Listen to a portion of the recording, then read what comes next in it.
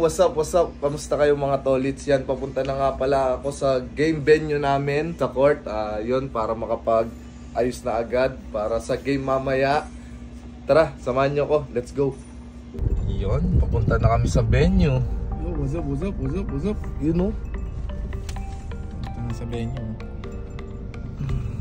At yun, nakarating na kami dito nga pala sa venue. Yan, after nyan, diretso na kami dugout agad para mag-prepare. Yan, magpapatake na agad ako dyan. And then yan, yung iba nagpapa-stretch na, nag-ready na para mamaya ready to fight na agad. Yan, panoorin nyo kung paano kami mag-prepare before game. Yan, let's go!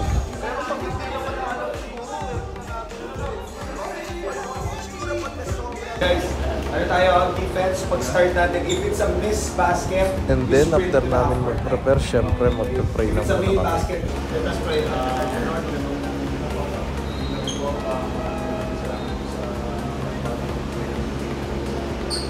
At after namin lahat ng ginawa ng warm-up, stretch, yan, bakbakan na ulit.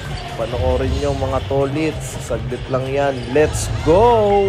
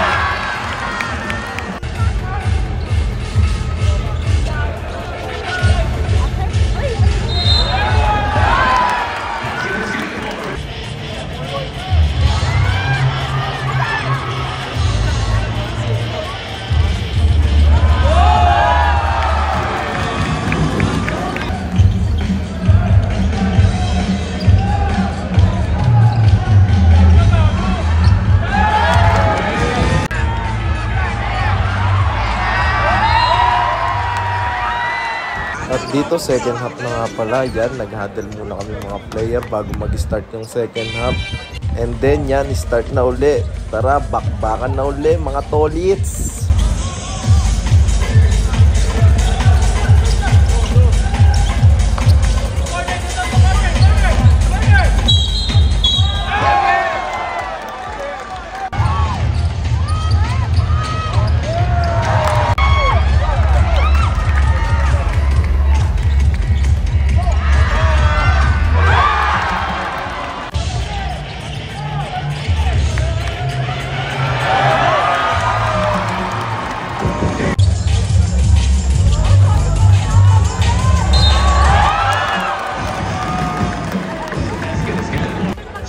Stacy Marcelino.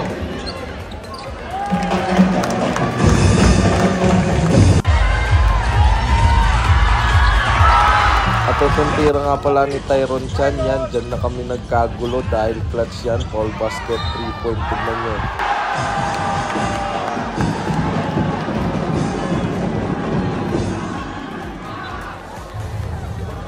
At syempre, doon nga pala natatapos ang game namin. Yan, makikipagkamayan na kami. Syempre, sports game lang. Yung game na to, napaka-solid din ng laro namin. Lakas din talaga ng Team Mindoro. Kinapos lang sila. At yun nga pala yung score namin, 72-104. Yan, naman kami ng 32 points. At yun, pinagkaguluhan na naman kami ni Tolits, ni Utol.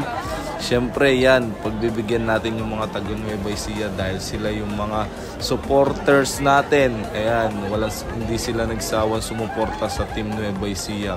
Kaya picture na muna yan bago pumasok ng dugout.